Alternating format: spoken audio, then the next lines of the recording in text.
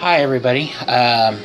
So I'm going to show you some of the updates on my mold making process of making my own custom Jem Doll shoes for the vintage Jem Dolls.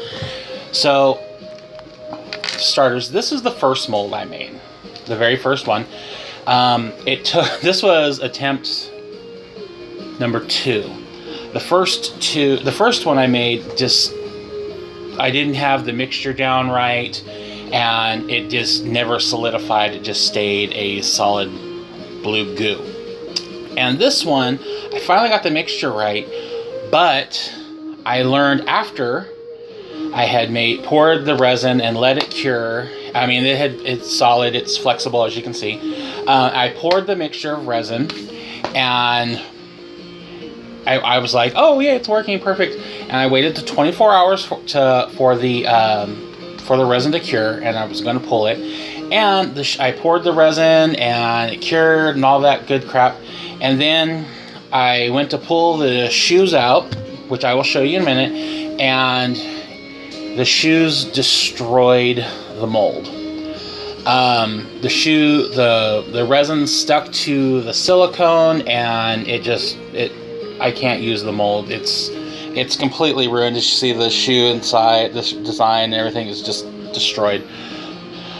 And there was a couple air bubbles, which is a problem, which I also learned how to fix the problem.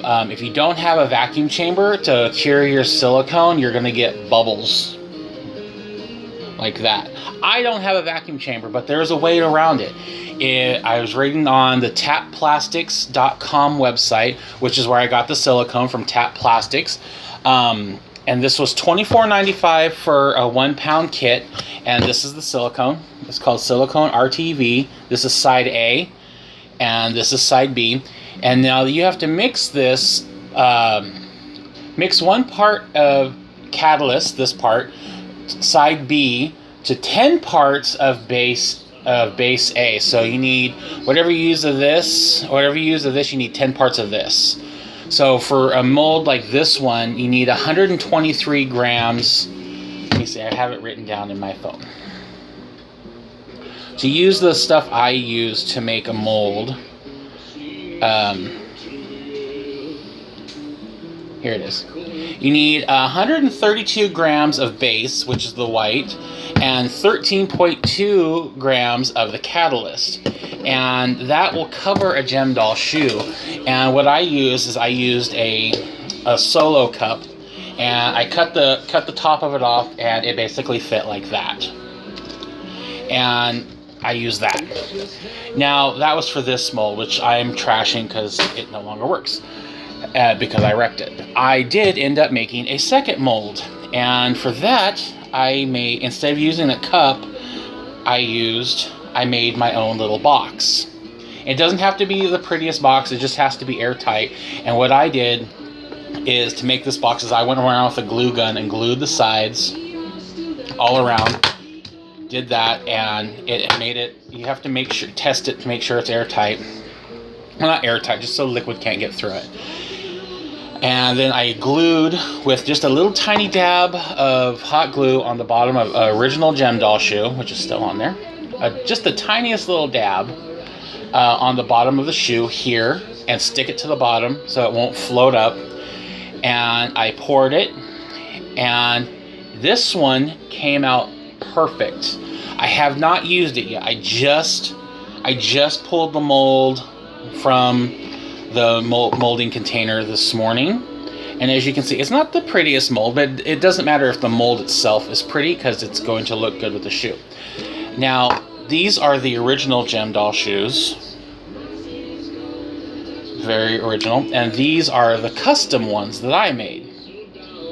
I haven't sanded them down, so they're still a little bit rough. Like, they have this ledge here, and they have a bit of heel there. They still need to be sanded down, but I just put in some gold powder. And honestly, what I use for the gold powder to mix them with the resin is I use eyeshadow, and it worked perfectly fine.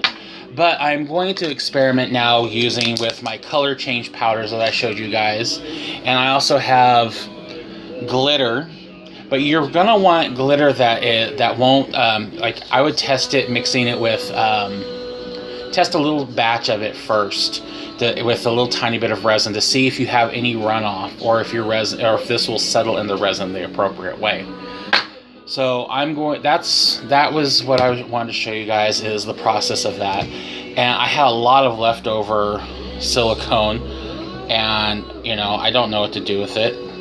So I ended up pouring it in something over there, and I poured the remaining resin I had into a little the gem face molds I made with my other one. So I have that. And I've learned that if you're pouring a mold, see how this one came out matte, very matte, and these ones are shiny? If you have a mold that is matte, what you pull out is going to be matte, unless you coat it with a clear varnish or clear nail polish, or if you go around and paint it, use a paintbrush that you're not going to use anymore and paint over it with crystal clear resin, and then it will end up clear and sparkly. So if you use a matte finished mold, you're going to get a matte finish casting. So these gem shoes are semi-matte, but what I ended up doing is, like, I used my little thing I went over and painted it with resin. Now this one, when I pulled these, there was a small hole, a bubble on this side, which I went over and I filled. And those are just my first pair of shoes. I am going to make more, of course, and I'm going to start selling my gem shoes. I know some people sell them for quite a bit of money. I'm going to sell mine for $5 a pair plus shipping, which I think seems more fair than what other people charge. So $5 a pair, and they'll be color change, or they'll have glitter, or my favorite, I'm going to make some that are just crystal clear, because I love clear shoes. I think they're just pretty. Very Cinderella-y. The inner princess in me loves that. So anyway, so that's an update on the molding process. I will go over it again if you want me to. So yeah, that's what I've been up to. I've been going through a pretty bad depression since the other day. I'm trying to keep myself upbeat. As a friend of mine told me, just smile through it. Try to force a smile and get yourself through it, which I am currently doing. I'm keeping myself busy instead of just going to bed and moping and trying to just be depressed. I'm going to make myself do stuff, get up and be active and get out there and keep myself busy. And if you're going through depression, try to do that. If that works for you, great. If it doesn't, everybody has their own ways of dealing with depression. And I normally try to make myself as happy and upbeat as I possibly can, but sometimes it just really gets to you and you feel very beaten down, which was happening to me yesterday and the day before. But I'm trying to buck myself up. I'm trying to make myself feel better. And damn it, I'm going to do it. So my friend who told me that, you know who you are, you've watched this. So yeah, that's what's been going on. And stay tuned for another video, because I'm going to pour a mold here in a few minutes. Let me know what you guys think when I do it. It'll be 24 hours or more for it to cure, and I will let you guys know. Bye.